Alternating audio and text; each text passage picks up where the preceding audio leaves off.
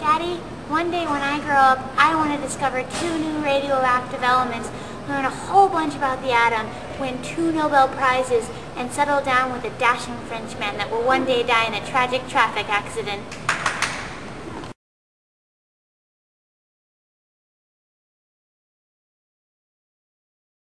Marie Curie was born Mania Skłodowska on November 7, 1867, in Poland. She had 4 brothers and sisters, and her family was very poor.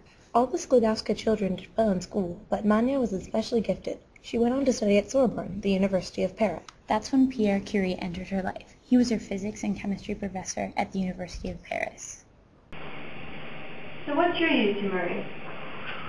Well, when I saw her in my classroom, I knew she was different. Her interest in magnetism drew me in a moth to an open flame.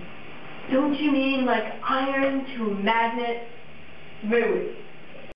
The two got married and after that hardly ever left the laboratory.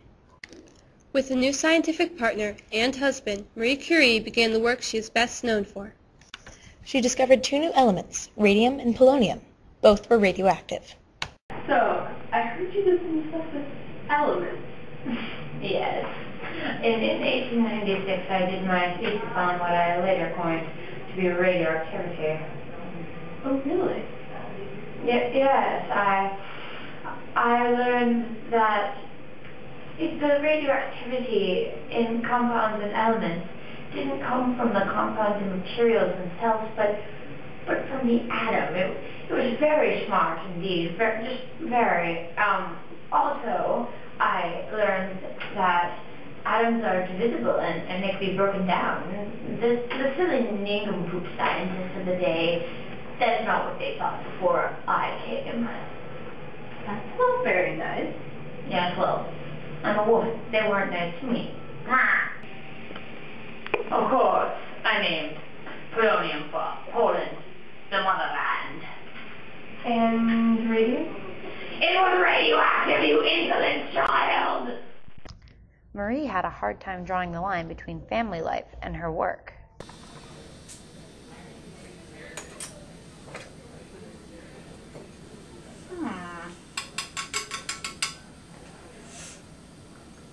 What are you doing, honey? Just making dinner, darling.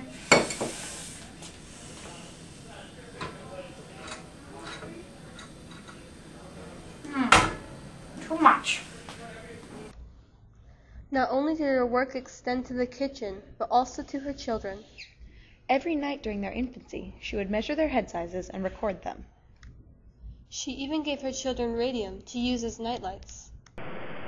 Mama, I can't sleep. It's too dark.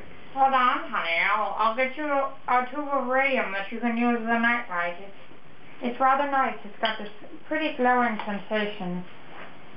It's numbing, too. Pretty colors.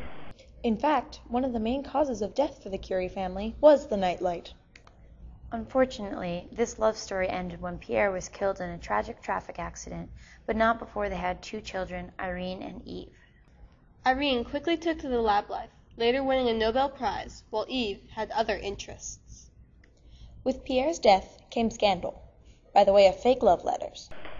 So, what's this about a scandal? She just yelled at me. She was ready to love us, my husband. Are you kidding me? One at a time. She was writing love letters to my husband. Really? I think that you just publish fake letters in the newspaper because you're jealous that I'm successful and you're just a wife of someone successful. My husband's dead, and I'm mourning over him. I don't know what I did wrong. I was a good wife, and then I found these love letters, so I did what any respectable French woman would do. I published them in the newspaper.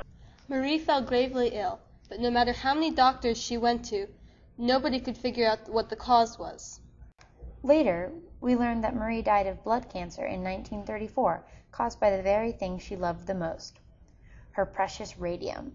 Her work with radioactivity and the divisibility of atoms greatly contributed to today's understanding of the atom.